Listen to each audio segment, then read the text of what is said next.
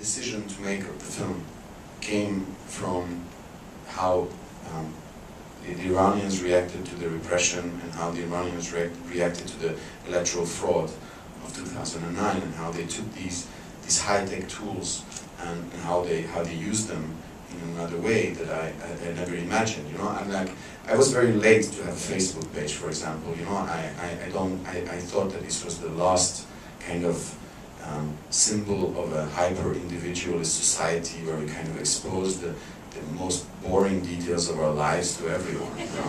I was not interested in this. And then they came along and they just showed to the world that these tools can also be used for so many other things. For example, to organize and to give, to show the world what's going on. And I was very, very, very much touched by this. No, not just touched, I was amazed by this, you know. And that's really the birth of this film, basically. Originally, I wanted to cast an Iranian actress to do the role, and I had some ideas, and I approached some Iranian actresses, and basically they said no because they wanted to go back to Iran, and having made this film, they wouldn't be able to, and because the things like kind of really went even worse in Iran since the revolution. I mean, it has become even worse than it was before. They were also afraid for their families. So I had to choose a French actress who would play. And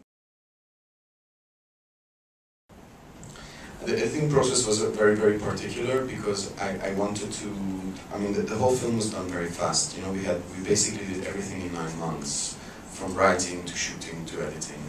And at one point, you know, I wanted to finish the film, and my editor, who I usually work with, who had edited other films for me, he said that like, if you want to finish in this time frame, you need to get another editor as well, who would work parallel to me. So we did. And the two editors, they have a very different approach.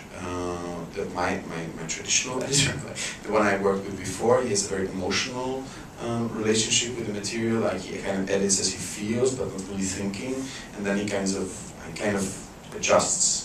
And while the other editor is a very intellectual editor, like he's about rules and about the regard, like the way you look at the image and where your eyes are, and so they kind of edited together. It was kind of like having two lovers in a way, like a threesome. In the beginning, like they had one room each, and I would go to one room after the other, and they would, and I would see what they were doing, but I would give them a lot of freedom. And then when the film started to come together, then they would edit each other's things as well, you know, like, and we would discuss about what the things were. But I think that the basic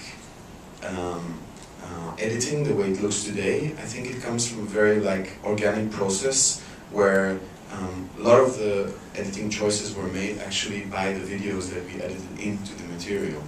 And then, well, that's one, and then the other is Rashid, the way his dance and everything. And that also, of course, directed a lot of the editing choices and the rhythm of the film. As I said, you know, I met Rashid before, like 1 year before, and we started working on a project that took a really long time to finance, and I couldn't get it financed. So I got tired of that project, so that's why I made this one. But having finished this one, I rewrote that one. So that's still there, and Rashid will play the main character. That's one thing.